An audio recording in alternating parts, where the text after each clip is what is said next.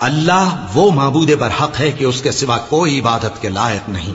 زندہ ہے، سب کو تھامنے والا، اسے نہ اونگ آتی ہے نہ نیند، جو کچھ آسمانوں میں اور جو کچھ زمین میں ہے سب اسی کا ہے، کون ہے کہ اس کی اجازت کے بغیر اس سے کسی کی سفارش کر سکے؟ جو کچھ لوگوں کے روبرو ہو رہا ہے اور جو کچھ ان کے پیچھے ہو چکا ہے اسے سب معلوم ہے، اور لوگ اس کی معلومات میں سے کسی چیز پر دسترس حاصل نہیں کر سکتے، ہاں جس قدر وہ چاہتا ہے اسی قدر معلوم کرا دیتا ہے، اس کی بادشاہی اور علم آسمان اور زمین سب پر حاوی ہے، اور اسے ان کی حفاظت کچھ بھی دشوار نہیں،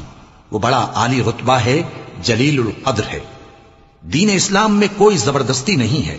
ہدایت صاف طور پر ظاہر اور گمراہی سے الگ ہو چکی ہے، تو جو شخص بتوں سے اعتقاد نہ رکھے اور اللہ پر ایمان لائے، اس نے ایسی مضبوط رسی ہاتھ میں پکڑ لی ہے جو کبھی ٹوٹنے والی نہیں، اور اللہ سب کچھ سنتا ہے، سب کچھ جانتا ہے۔ جو لوگ ایمان لائے ہیں ان کا دوست اللہ ہے کہ اندھیرے سے نکال کر روشنی میں لے جاتا ہے، اور جو کافر ہیں ان کے دوست شیطان ہیں کہ ان کو روشنی سے نکال کر اندھیرے میں لے جاتے ہیں۔ یہی لوگ اہل دوزخ ہیں کہ اس میں ہمیشہ رہیں گے۔